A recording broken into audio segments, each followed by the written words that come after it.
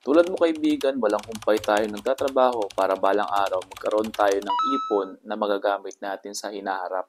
At alam natin pagtanda natin, kailangan natin meron tayong naimpok para meron tayong gamitin sa ating pang-araw-araw. Tuturuan ko pala kayo kung paano magbayad ng SSS gamit ang Gcash. Namimigay pala ng Gcash giveaway ang ating channel.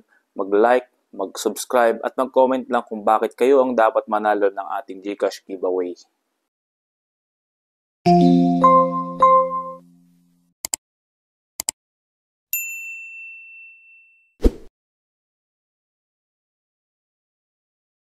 Buksan mo lang kaibigan yung Gcash mo at pindutin mo yung bills. Pagkatapos pindutin mo yung icon na government. Sa search bar, itype mo lang ang SSS at lalabas na agad dyan yung SSS contribution. Click mo lang yung kaibigan. So, ito na pala yung interface ng paybills. Ilalagay ko lang dito yung 1,890. Naka-breakdown yan mga kaibigan doon sa mismong SSF's website. At kung di kayo familiar kung paano i-access yun, mag-comment lang kayo sa baba para gawan natin ng panibagong video.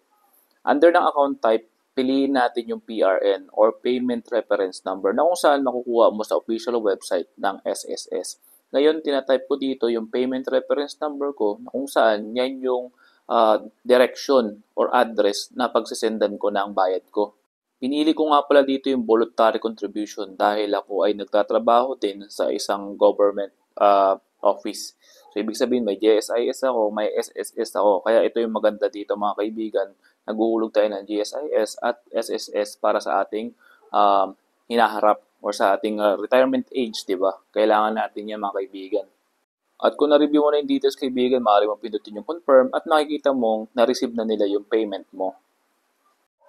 Ganun lang kadali kaibigan kung paano magbayad dito sa SSS. Sa susunod na video natin or parte ng ating video, makikita nyo kung paano or ano yung pruweba na na-receive natin o na-receive na ng SSS na tayo ay nagbayad na ng ating contribution.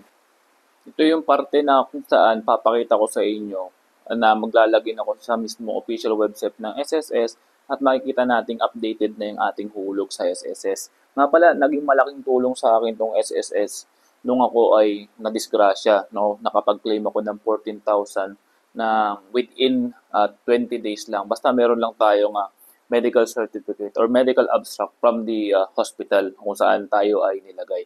Kaya makikita nyo na lang dito mga kaibigan, ito yung kumbaga receipt na kung saan tayo ay continuous na nagbabayad sa SSS. Sana ganito rin yung gawin yung mga kaibigan sa mga susunod na panahon para pagdating ng inyong pagtanda, meron kayong mahuhugot katulad ko. So yun na lang muna mga kaibigan. Sana may natutunan kayong araw. Hanggang sa muli, paalam.